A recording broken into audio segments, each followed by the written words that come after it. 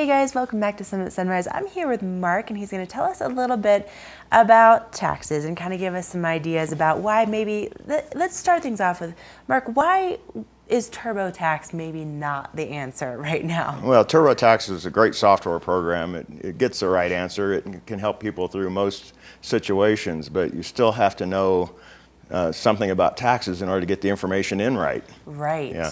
Okay. For example, I have a new client this year that did his own taxes last year in TurboTax, and did it. It was a pretty good job, except he forgot or didn't know to deduct his insurance in one place rather than another. He had the opportunity. There are two places you can deduct it, and the one where he did it gave him no benefit, so it cost him $700 in taxes. Interesting.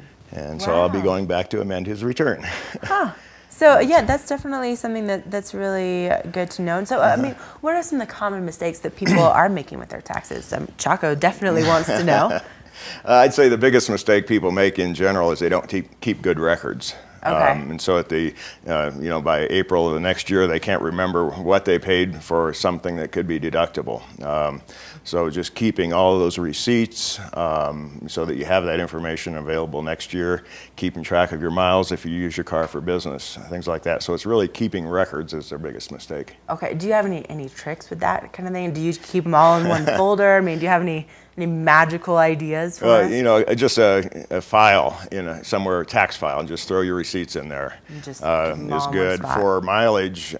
If you use Outlook or whatever, however you keep track of your business appointments, use that to keep track of your miles. So when you go on a business appointment, write down the miles. Gotcha. Very easy. Then it's all ready for next year. Definitely makes a lot of sense. Now, a lot of small businesses, I've heard, are S-corporations. And so what is that and what is the benefit? Okay. Well, an S-corporation really is nothing other than a tax treatment.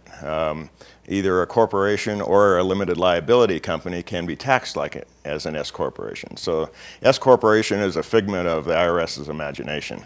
But it does have advantages for either a corporation or a limited liability company in that you can use that to shelter some of the income from self-employment taxes in the correct situations.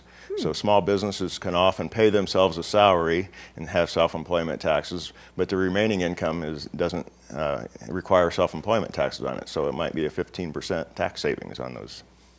See? Things that you learn here on Summit Sunrise.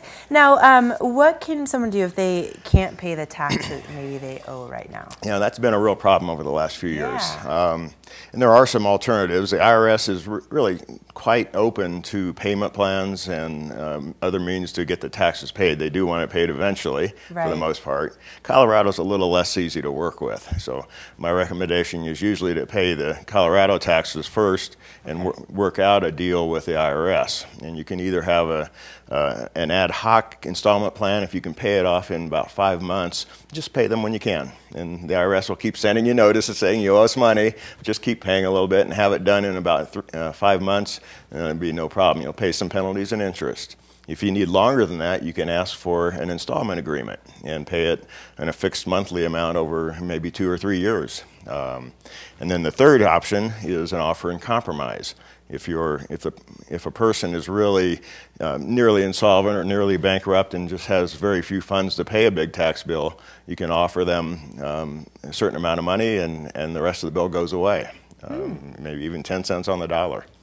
See, these are things that TurboTax cannot tell you in person, which I would certainly love to actually be able to ask these questions and find out how this all works. And I'm sure a lot of you guys would too. And of course, we're getting down to that crunch time. And so, Mark, let's say somebody's watching this morning, they're like, oh my gosh, I need to do my taxes. It's April 1st, haven't done it. Can they still get in touch with you? Can you still help them out? Sure. It depends on the complexity of the return, whether or not I'll get it done by April 15th. Sure. However, extensions are not hard to do, and so we can extend it for the time needed. Okay, so what's the best way for people to get in touch with you? Give me a call, 970-368-4808. All right, you guys, get in touch with Mark if you have any questions, and if you're maybe a little bit confused about your taxes right now, seems like it would be a great way to go.